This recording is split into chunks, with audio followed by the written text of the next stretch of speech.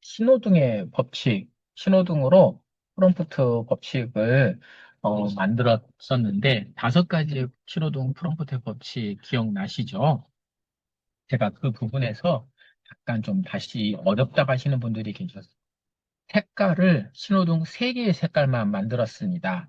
자, 오늘은 신호등 색깔에서 빨간색, 노란색, 파란색, 이 3가지의 색깔로 했는데, 왜 신호등의 법칙일까요? 기존 방식의 문제점은 막연한 요청으로 결과값이 애매해졌습니다. 그리고 제 작업에 있어서의 시간이 좀 낭비됐죠. 그래서 우리가 원하는 답변을 얻기 어려웠습니다. 그래서 제가 신호등의 법칙으로 개발을 해서 여러분께 알려드리고 있는데요. 이 신호등의 법칙의 장점은 구조화된 사고를 가지고 있습니다. 그리고 명확한 결과물과 실무에 직접적으로 우리가 활용할 수 있는 건데요. 바로 이 신호등의 3단계 프로세스로는 빨간색입니다. 체크. 어, 빨간색 스톱과 노란색 체크, 그리고 초록의 고, 3가지로 좀 나눠드리려고 하는데요. 첫 번째 빨간색은 멈추고 생각을 해보는 겁니다. 그래서 목적과 역할을 프롬프트 내에 정하는 겁니다. 두 번째 노란색의 체크는 점검하고 보완해서 맥락과 조건을 넣는 거죠. 그리고 초록색 고, 이거는 실행하기입니다. 출력 형식을 지정한다는 이야기도 될 수가 있습니다. 우리가 한번 핵심 질문을 이렇게 던져보는 겁니다. 내가 지금 AI에게 원하는 건 정확히 무엇인가? 라고 했었을 때 여기서 우리가 정의해야 될 것들이 있습니다. 바로 역할입니다. 롤을 정해야 되는 거죠. 바로 AI가 해야 될 역할이고 정의해야 될 것 중에 두 번째로는 목적이 있어야 됩니다. 달성하고자 하는 목표가 무엇인가라는 거죠. 예시로 취업을 준비하는 예시를 들어보겠습니다. 바로 나는 취업 준비생이다. AI 취업 컨설턴트 역할을 해줘야 한다라고 핵심을 짚어주는 거죠. 그 다음에 노란색 불과 초록불이 나오는데요. 노란색은 이것에 대해서 앞서 빨간 속에 대한 역할과 목표에 대해서 점검하고 보완하는 겁니다. 맥락을 추가해 주시고요. 조건을 명시를 해 줌으로써 초록불로 바뀔 때 드디어 실행을 앞으로 가는 겁니다. 바로 출력 형식을 구체화하는 거고 원하는 구조를 명시를 해 주는 겁니다.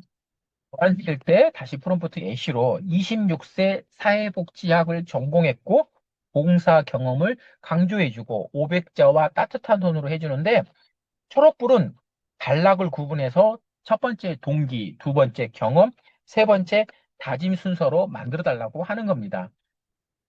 다시 비포와 애프터로 나와보게 했습니다. 자기소개서를 써줘라는 것은 애매한 결과값을 주고요. 제 작업이 다시 필요를 합니다. 좋지 않은 예시인 거죠. 그러면 신호등의 법칙으로 한번 적용을 해보겠습니다. 사회복지 작년 취업 준비생에서 취업 컨설턴트라는 역할을 주어줍니다.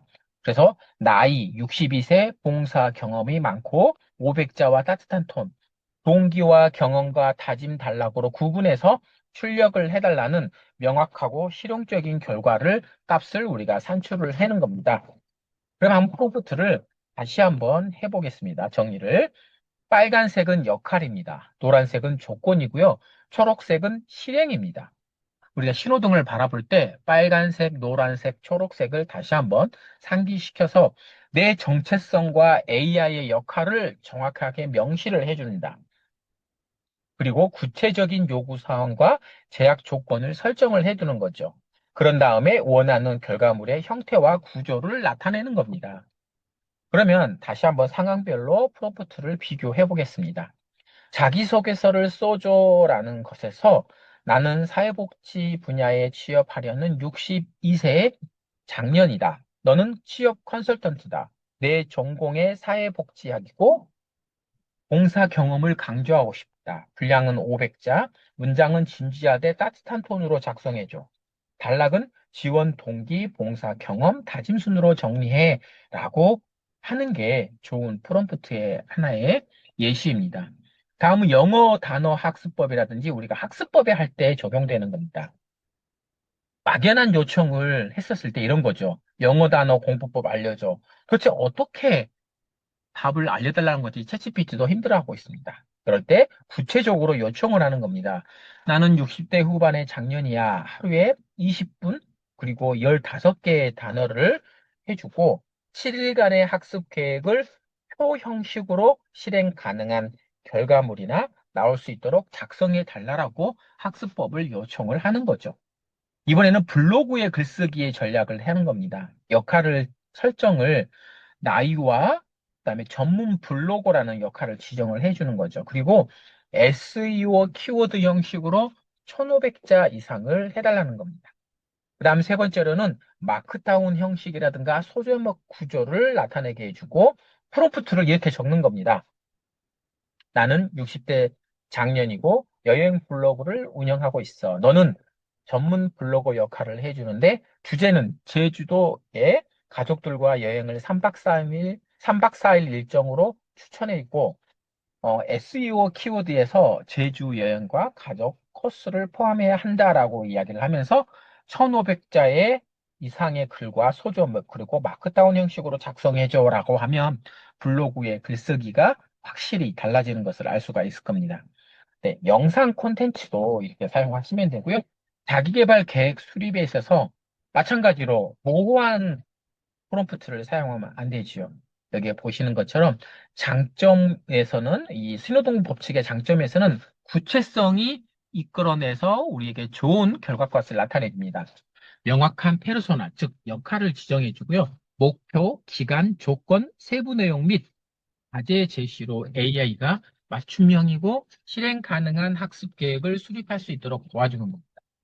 나는 재취업을 준비하는 62세 장년이다. 너는 진료 멘토 역할을 해줘야 되고, 목표는 AI 활용 능력 향상이고, 기간은 4주다. 매주 3회, 그리고 하루 1시간씩 학습하는 계획을 제안해줘. 학습 주제는 프롬프트를 작성해주고, 영상 제작과 데이터 검색을 주차별로 나누고, 각 주차별 실습 과제를 포함해야 돼. 라고 프롬프트를 주는 거죠. 또 우리가 PPT를 요청을 하는 경우가 있습니다. PPT의 경우도 기후위기 주제로 5장을 기획해달라고 했었을 때 각 슬라이드별로 제목과 소주제를 제시해달라고 요청을 하는 경우와 서론본론 결론의 흐름에 맞게 또 요청하는 경우 그 다음에 그 대상자별 연령과 어려운 용어, 전문적인 용어로 쓰는 것과 쉬운 용어로 쓰는 거에 결과값은 또 달라지고요. 기후위기 주제를 기업 임직원 대상으로 했었을 때 실천 가능한 행동을 강조한다거나 정책을 수립하는 데 있어서를 강조하는 데 따라서 또 값은 달라집니다. 이렇게 우리가 성공하는 프롬프트 체크리스트를 신호등의 법칙으로 알아봤는데요. 신호등의 법칙 안에는 역할을 명시하고 있습니다. 그리고 목표를 구체화하고 있는 거죠. 그리고 조건을 설정을 하는 데 있어서 결과물을 정의를 하는 것을 우리가 체크리스트를 통해서 확인을 해야 됩니다. 자, 지금 바로 실천해 보세요.